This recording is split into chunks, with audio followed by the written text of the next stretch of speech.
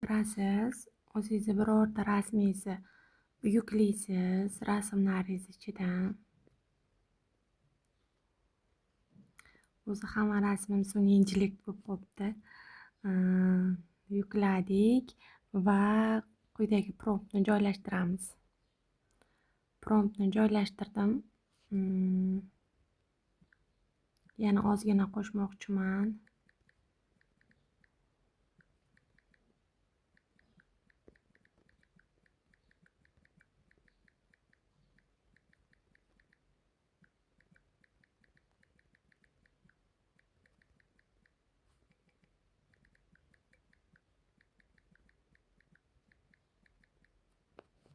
Jo'natdik.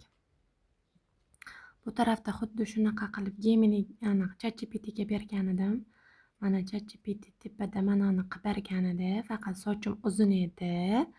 Unga sochimni kalta qil, futbolka bo'lsin deb yozdim. Endi bilmadim nima tayyorlab beradi. Bu yoqda Gemini tayyorlayapti. Tak, bu tarafda ChatGPT. Mana ChatGPTni qilgan ishi.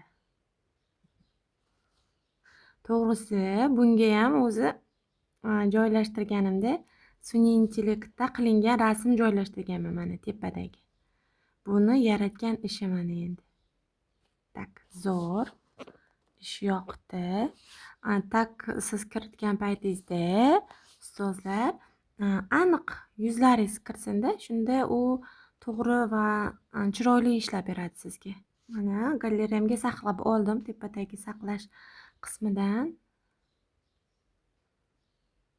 Mana bu Gemini'da yaratdi. Gemini'da shunaqa yuzni aniq bermadi bu Gemini. Qarang, yuz qismini unchalik o'xshatmadi, lekin boshqa nima promptda yozilgan so'zlarni aynan qilib berdi. Endi siz bu yerga yozasiz, masalan, keling, yuz qismini